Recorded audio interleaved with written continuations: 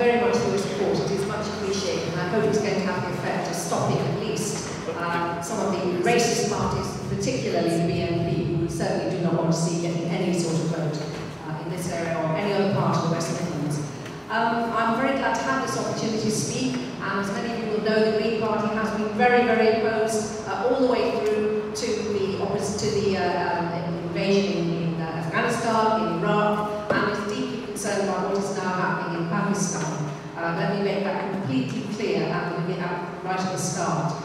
Greens expressed huge concern right at the beginning when Pakistan's then President declared a state of emergency, and were very outspoken in the European Parliament, which is where I hope to be elected and hope to have some say, because I do feel that as well as affecting and influencing our own government, we have to look at Europe and what we can do in partnership within Europe, and how we can influence the countries that are part of Europe in ensuring that we make the changes which we all want to see. And I'm completely in agreement with the speakers that have been before on the need to get our troops out and to ensure that the people in, whether it's Iraq, whether it's in Afghanistan, or whether it's in Pakistan, have a say over what is happening there and are not imposed on by other countries, whether it's the United States or whether it is Britain itself.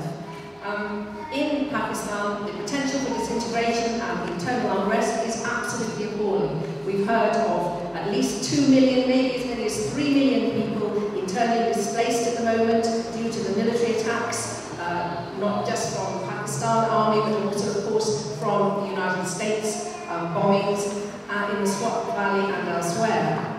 And of course, these are added to the Afghan refugees who are already coming over as well. And many, many people, something like 2,000 people, have lost their lives in this fighting, and it gets increasingly serious.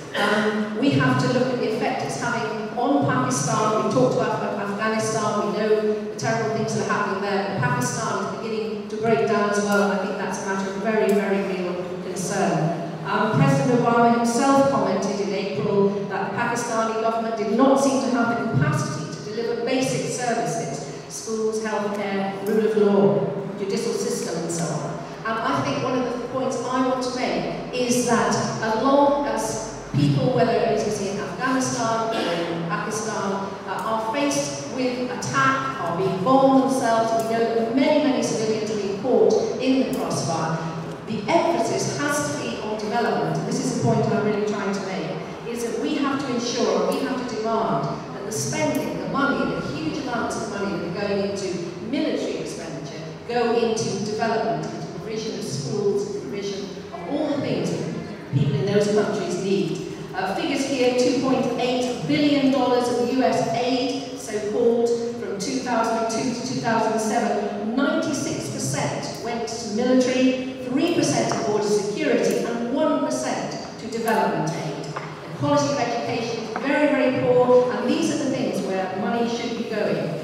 Paul Rogers, the Professor of Peace Studies at Bradford, has analysed the situation. He's to me, a very interesting writer in keeping on top of what is happening in this area. And he is sure that the current efforts against the Taliban are more to do with keeping Washington off Islamabad's back than really seeking to subdue the Taliban, which he believes to be a war that cannot be won. I think others will agree with that. Simply not possible. And of course, the effects on civilians, especially the poorest, are absolutely devastating and increasingly lead to attacks by Islamist militants in other parts of Pakistan. It's not just in the area where the fighting is. Terrible things are happening in many parts of Pakistan.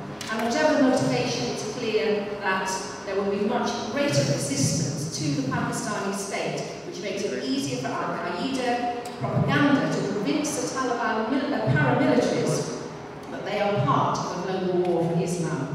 And Rogers also points out that much of the destruction in the Swat area is because the army is not constructed for counterinsurgency. It is a huge standing army designed to face a perceived threat from India, a very, very different situation.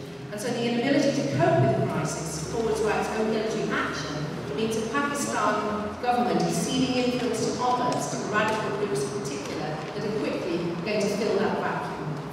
Another report by a group of US-based scholars in the region known as the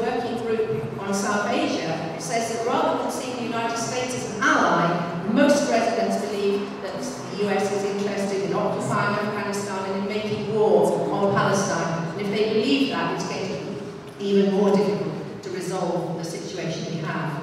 And noting that the majority of the world's Muslims live in South Asia, the group calls on US policy. The group is calling on the Obama administration to make economic and development aid the centerpiece of its South Asia policy. The report says that the central goal of US policy in the region to disrupt terrorist networks is too narrow and ultimately counterproductive. Of course it is. This is why we are having all these terrible problems, terrible attacks, bombings, and loss of life. And it urges substantially curbing military aid and transferring those military funds slated for Pakistan and Afghanistan to UN peacekeeping troops and to development in the area.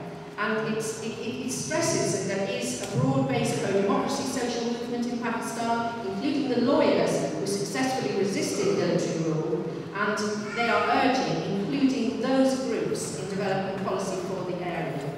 I mentioned Europe. I wanted to stress that I think a great deal can be done through Europe, and if elected, I will be pushing for that, hoping to play a part in that. And we would need to ensure that we are speaking to people in Pakistan, such as the Chief Justice and others who are looking for a truly peaceful way forward. To finish, just to say that we support the moves that have been, the calls that have been made for troops out of Afghanistan, and Greens in particular in Europe are calling for, if I can find my sheet, they are calling, when Europe reconvenes after the elections, they're calling for a debate, asking the Conference of Presidents for a debate to a Council Commission on Pakistan in the plenary. They are calling for an invitation to the Chief Justice in Pakistan to go to visit Parliament, and they've been putting pressure on the Council and the Commission to increase financial contributions to Pakistan for development. And finally, put pressure on the Commission and the Council to reverse the policies which the US and the EU have been following so far.